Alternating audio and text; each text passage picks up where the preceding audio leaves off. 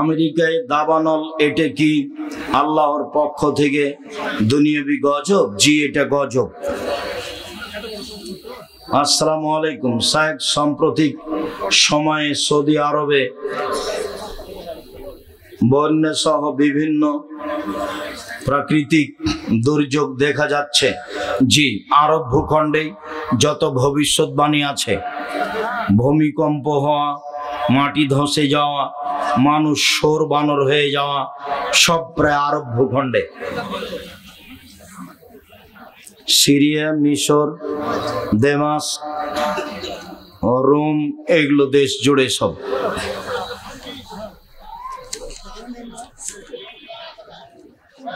জনৈক বক্তা বলেছেন 20 পানে রাসূল সাল্লাল্লাহু আলাইহি সাল্লামের মৃত্যু হয়েছে। কথাটা একবারে নগদ মিথ্যে। শায়েখ আমাদের মসজিদ এ শুধু মাগরিবের সময় সম্মিলিত মোনাজাত করে। না না, তুমি ঠিক বলছো না। সম্মিলিত মোনাজাত হয়, এটা তো বিদাত কাজ। ওই গ্রামে ছেলেরা নেই, এই ছেলে তোমরা ওই গ্রামে বসবাস করো না, অনুরোধ জানাও কালকে যে ওস্তাজি এই কাজ আর করিয়েন না, সবার পাপ বোঝা ঘাড়ে করিয়েন না। আপনাকে অনুরোধ জানাচ্ছি, আপনি অনুরোধ রক্ষা করেন, পরে আপনার মান সম্মানের হানি হোক, এটা আমরা চাই না। আপনাকে খুব ভালোবাসি, আপনি এই বেদাত কাজ করিয়েন না।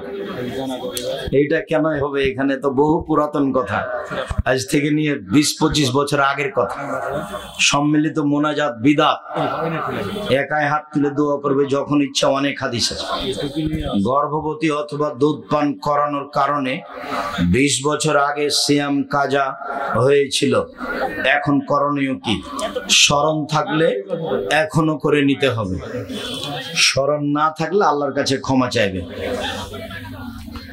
মহিলা শ্রমিককে দিয়ে কৃষি জমিতে কাজ করিয়ে নেওয়া যায়? অমুসলিম হলে নিতে পারেন, ওদের তো আর দিন ধর্ম নেই, পাপও জানে কেউ, তা ওদের কাছে দুটাই সমান।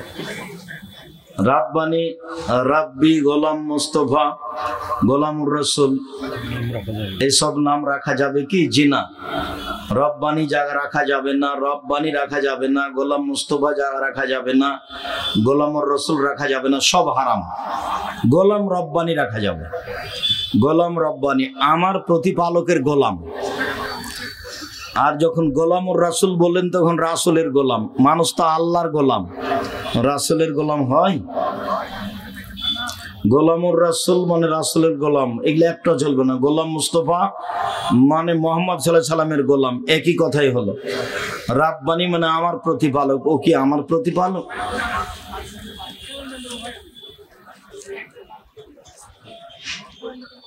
বড় ভাই চাকরিজীবী হওয়ায় পিতা ছোট ভাইকে কিছু জমি এককালীন দিতে চায়। জি না, দিতে পাবে না। ছোট ছেলে বাড়িতে কাজ করেছে, বড় ভাই পড়াশোনা করেছে, ও কাজ করেনি, এর হিসাব করে কিছু জমি দিতে পারে, সেটা ভিন্ন কথা।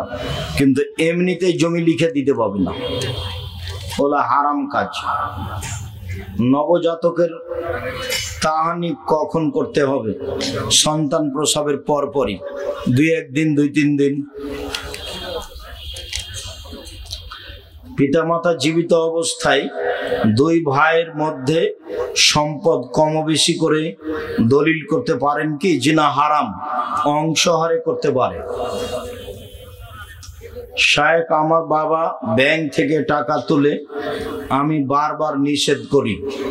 যার লোন আছে তার জানাজা হবে না, জানাজায় নাই, জাহান্নাম জান্নাত পড়ে। ব্যাংকে চাকরি করে আবার লোন নিয়ে বাড়ি করেছে, বুদ্ধি একেবারে কিছু নাই, মাথাতে বুদ্ধি খালি হয়ে গেছে। বইয়ের পাল্লাতে পড়ে করেছেন না, কে এরকম করতে বললো আপনাকে? কুড়ে ঘরে থাকবেন, সময় শেষ। এগুলো করে ঝামেলা করে কিছু লাভ নেই, দুনিয়া শেষ। চলে গেছে ওরা, যাব আমরাও। এই নিয়ে কি করবেন? এই 4টা কথা মনে রাখবেন। 5 ওয়াক্ত সালাত, হালাল রুজি, কোরআন তেলাওয়াত, আড্ডা না পিটা, জান্নাত হবে ইনশাআল্লাহ। সহজ কাজকে ভারী করিয়েন না। লোন নিয়ে যারা ব্যবসা করছে, বাড়ি করছে, তার জানা যায় হবে না, জানা যায় নাই।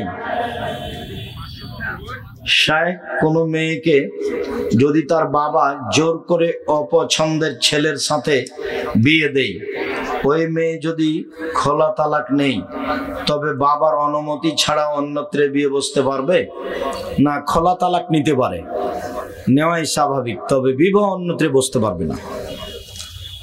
বাবাকে বুঝিয়েই বুঝতে হবে।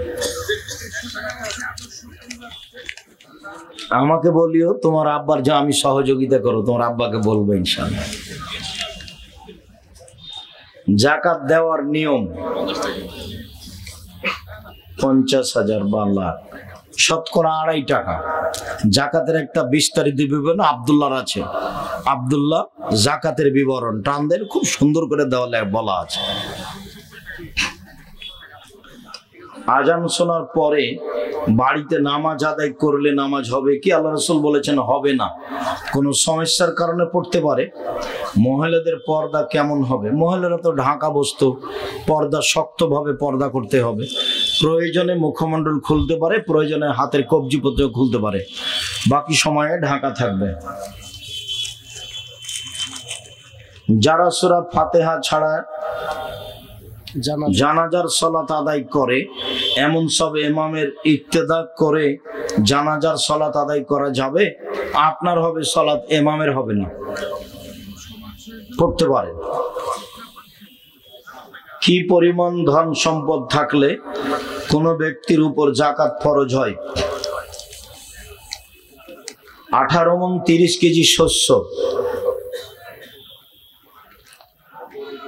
7.5 ভরি স্বর্ণ, 52.5 তোলা রূপা, 40টা ছাগল, 30টা গরু, 5টা উট। 5টা উট হলে একটা ছাগল জাকাত দিতে হবে। 30টা গরু হলে একটা গরু জাকাত দিতে হবে। 40টা ছাগল হলে একটা ছাগল জাকাত দিতে হবে। 7.5 ভরি স্বর্ণ সমমূল্য টাকা জমা থেকে 1 বছর পার হলে জাকাত দিতে হবে। 7.5 ভরি সমমূল্য টাকা বা 52.5 তোলা রূপা সমমূল্য টাকা, আনুমানিক 75,000 টাকা বা লাখখানেক টাকা 1 বছর থাকলে জাকাত দিতে হবে। স্বর্ণ হিসাবে প্রায় 3.5 লাখ টাকা 1 বছর থাকলে জাকাত দিতে হবে। আপনার ইচ্ছে, আপনি স্বর্ণের হিসাবেও জাকাত দিতে পারেন, রূপার হিসাবেও জাকাত দিতে পারেন। 18 মণ 30 কেজি শস্য হলে 20 ভাগের 1 ভাগ শস্য ওসর দিতে হবে। আইনে রাসূল সাল্লাল্লাহু আলাইহি সাল্লাম 5 ওয়াক্তের নামাজ শেষে শেষ রাকাতে রুকু সিজদা থেকে উঠে সামি আল্লাহু লিমান হামিদা পড়ার পর হাত তুলে পড়তে হবে কি? প্রতি নামাজে মেয়েদের কি বিধান? কথা বুঝিনি। শুকরিয়া, জাযাকুমুল্লাহ খায়ের।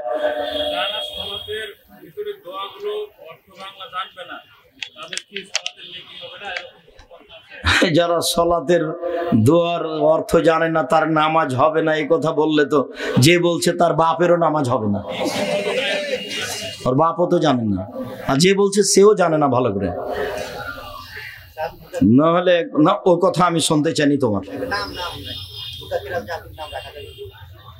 মুজাক্কির না, ভালো না, নবীর নাম আর গুণবাচক নাম।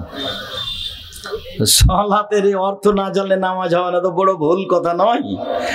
আমরা আমরা কে জানি? আমরা নিজেরা বলছি। আমি যদি বলি তো আমার বাপের নামাজ হয়নি, এমনি চলে গেছে। আমার বাপ তো জানতো না। এখন যে বলছে তার বাপ জানে না, একবারে নগদ। তুমি না হলে বাস্তব পরীক্ষা করে দেখো।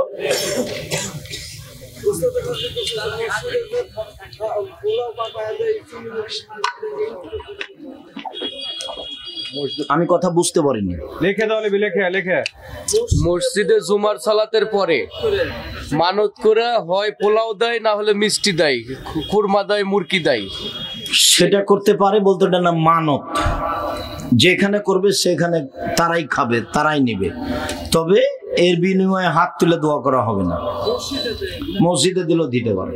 ওটা হলো মানত, যেখানে মানত মেনেছে সেখানে দিবে এবং তারাই খাবে। যেখানে মানত মেনেছে সেখানে দিবে, তারা খাবে, খেতে পারে। মানতটা তার নিয়তের উপরে নির্ভর করে। যদি বলে যে আমি মসজিদের লোককে গরু জবাই করে খাওয়াবো, তো সবাই খেতে পারে। মানতটা হয় তার এর উপরে, মানে নিয়তের উপরে। ওটা স্বাভাবিক দান নয়। স্বাভাবিক দানের এমনি যদি বলে যে আমি এই গরুটা মসজিদে দিলাম, তখন আর খেতে পাবে না। মানত করলে কোনো নেকি নেই, ওর কৃপণতা দূর হবে। শুকরিয়া, জাযাকুমুল্লাহ খায়র। আল্লাহ আমাদের যারা মারা গেছে তুমি তাদের কবরের শাস্তি মাফ করো। আমরা যারা অসুস্থ তুমি তাদের আরোগ্য দান করো। আমরা যারা বেঁচে আছি তুমি তাদেরকে তোমার রাসূলের পদ্ধতি অনুযায়ী চলার তৌফিক দান করো। তুমি আমাদেরকে খালেস অন্তরে মানুষের প্রতি জজ যাই বলুক মুখ খুলবেন না, জজ যেটাই বলুক মুখ খুলবেন না। এখন জজ এক পর্যায়ে ও যে আমার নামের লুথিটা এভাবে উল্টে রেখে দিল, দিয়ে বলল মামলা নিয়ে আপনার সাথে কথা নাই, আপনার সাথে আমার কিছু কথা আছে, দিয়ে শুরু করলো। তো এক জায়গাতে গিয়ে বলছে আপনি বলেছেন হোসাইন আহমদ মাদানী মুশরিক, আপনি বলেছেন হোসাইন আহমদ মাদানী দেওবন্দের মুহাদ্দিস মুশরিক।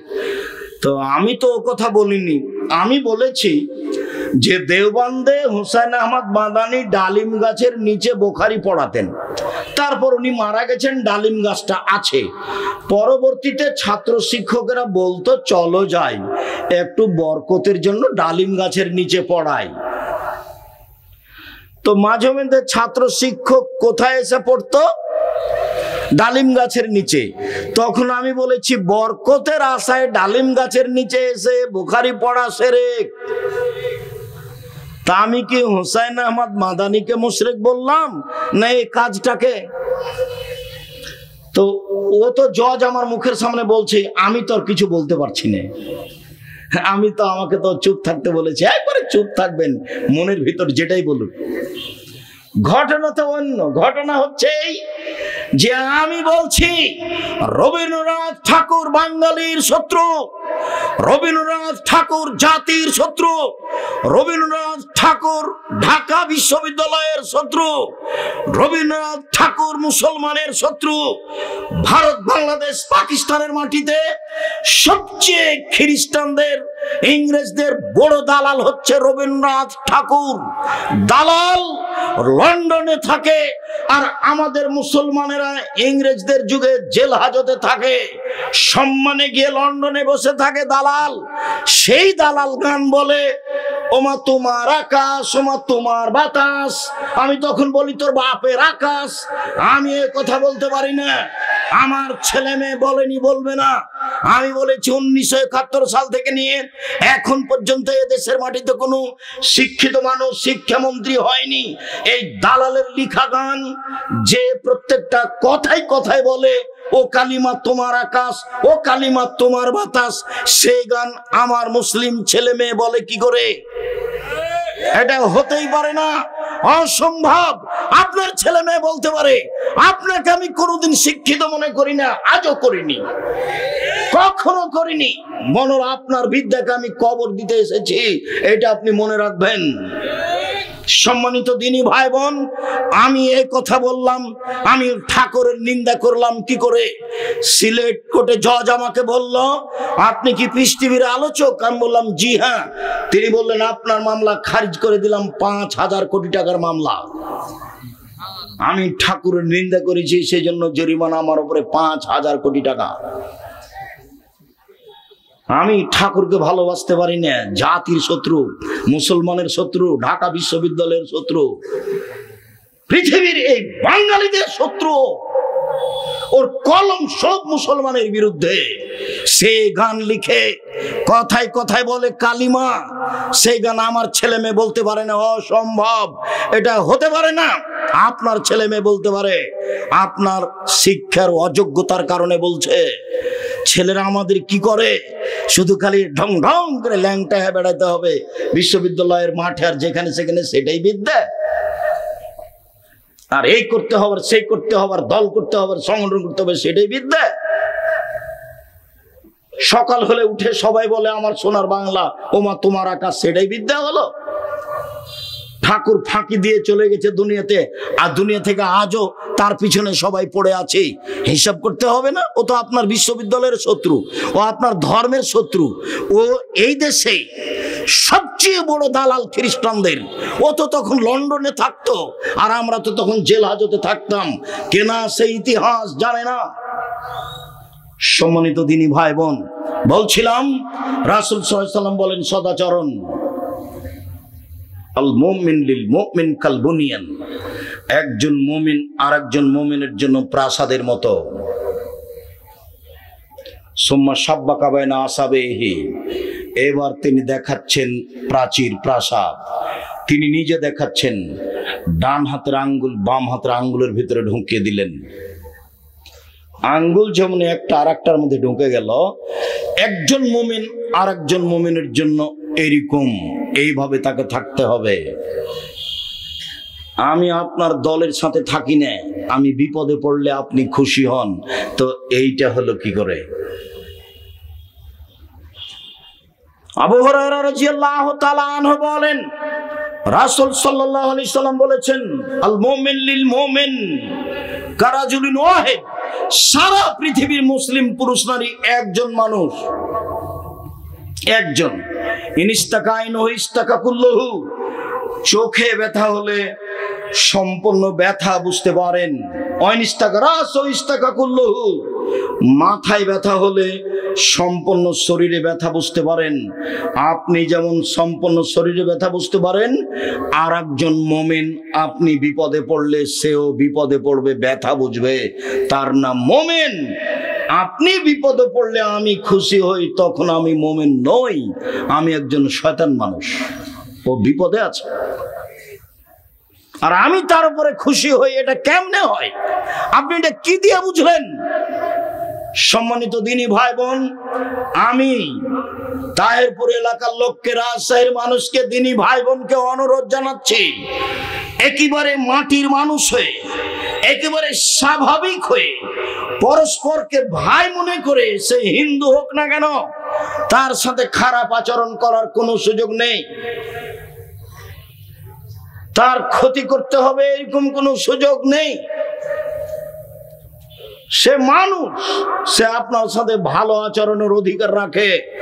আজ থেকে কোনোদিন সাইকেলের সাথে কারো সাইকেল বেঁধে গেলে প্রতিশোধ নেবেন না, গাড়ির সাথে গাড়ি লেগে গেলে প্রতিশোধ নেবেন না, পাড়া প্রতিবেশীর সাথে ঝগড়া করবেন না, ধৈর্যের পরিচয় দিবেন।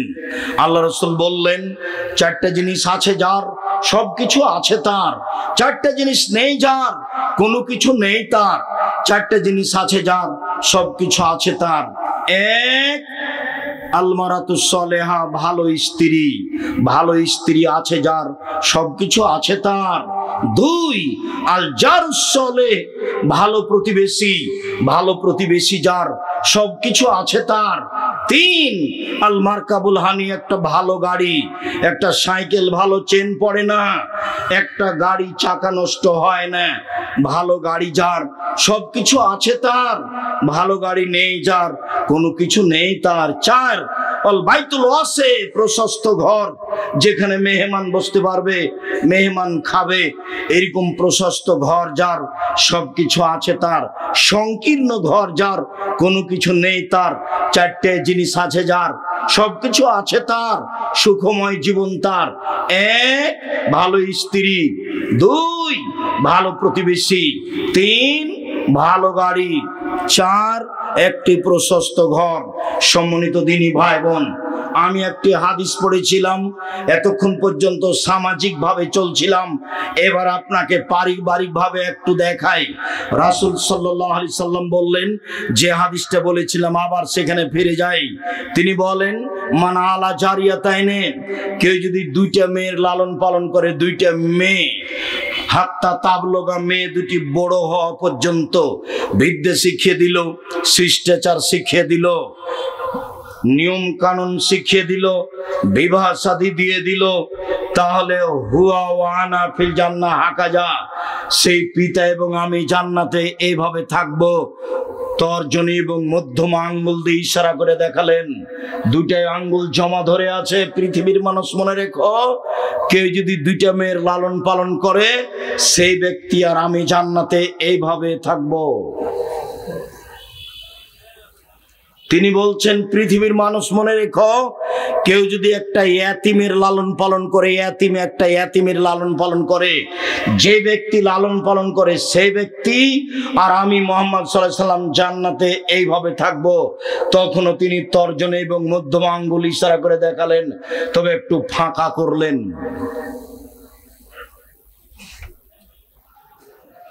ইয়াতিমের লালন পালন করে রাসূলের সাথে থাকা যাবে, তবে পাশাপাশি নয়।